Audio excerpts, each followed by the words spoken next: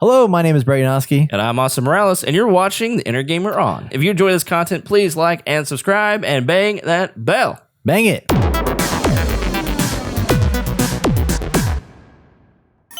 Beyond that, Epic Games, our best friends, as we all know, are currently, this is going to make Austin really happy. So Epic Games says, according to, as reported by GameStop or GameSpot, Epic Games says that the store itself will pursue more exclusives after a successful first year. So they closed the Epic Games Store this past year with $700 million in sales. And of those $700 million, roughly, 251 million of them were third-party games, which is 60% ahead of Epic's projections.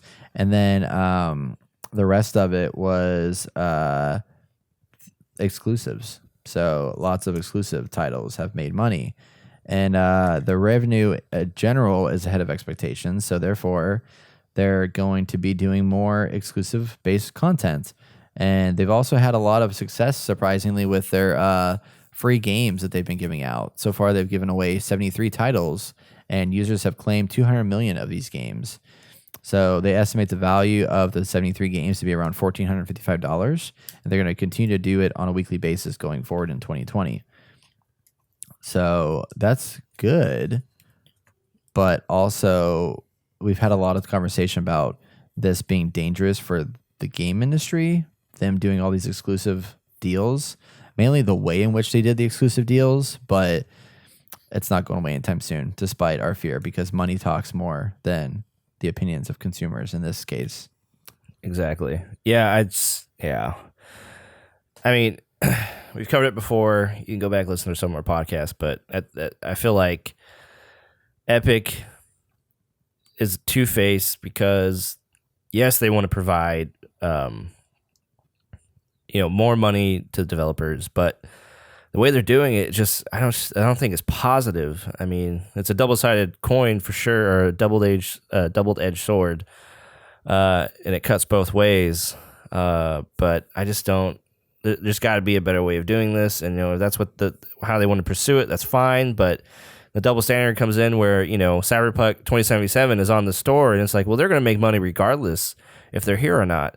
But when it comes to indie games, you're like, well, hey, I want to be on your store too, but I'm not going to be exclusive. So, how can we work that out? And they're like, sorry, we're just not interested in that. And it's like, well, yeah, if you want to help people out, you need to help people out. Don't just throw them to the wayside like that. Now, if it's a game that, this is off of, I forgot the name of the game, but they were pursuing this game to be exclusive, and the guy didn't want it to be. But as soon as they realized that he was like, now I'm going to release on Steam, they're just, nope, we don't want anything to do with you, so get out of our face now. And I was like, what? Yeah. I just don't understand.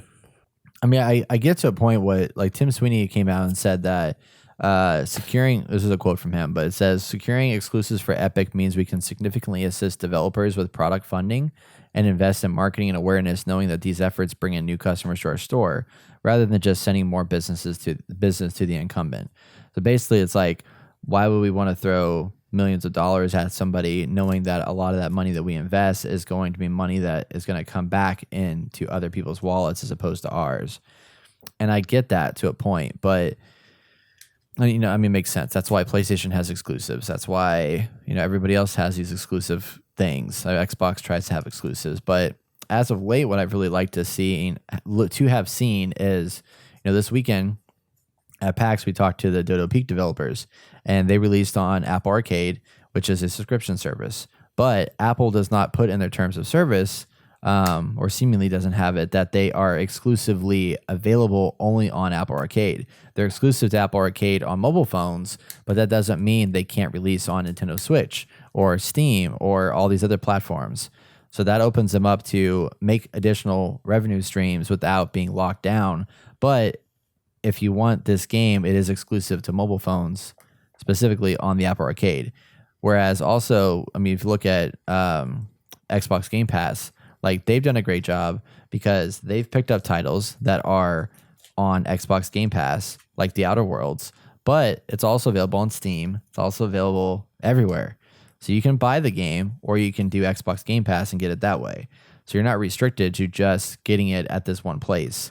you can choose how you do it. But Epic's not that way because it's a storefront, just like everybody else is. So they're at the end of the day, they just want sales. But I think they should try to look at something like that. Like maybe they have some kind of exclusive subscription service that's games exclusive to them that are allowed to be sold elsewhere, but it's a better deal if you sign up for them for like $5-10 a month to get all these games that they've signed on as exclusive to their platform. And instead of having to pay Steam $60, you pay Epic Game Store $10 a month. I would do that probably. Yeah, that's not bad. Yeah. So different model, but it wouldn't then restrict you from getting it elsewhere. Right. So, and I think the exclusive content is likely going away. I mean, look at what recently happened. I mean, PlayStation offered up all the content from David Cage, Heavy Rain and Detroit Become Human, and allowed it to be released on Epic Game Store. So that's now available on multiple platforms, which, that was previously a PlayStation exclusive game. Right. So right. PlayStation's waking up a little bit. So, yeah. Yeah. Well, I mean, it's time in the sun. It's kind of come and gone. So it's kind of like, whatever. Some people might want to play this on PC. So why not?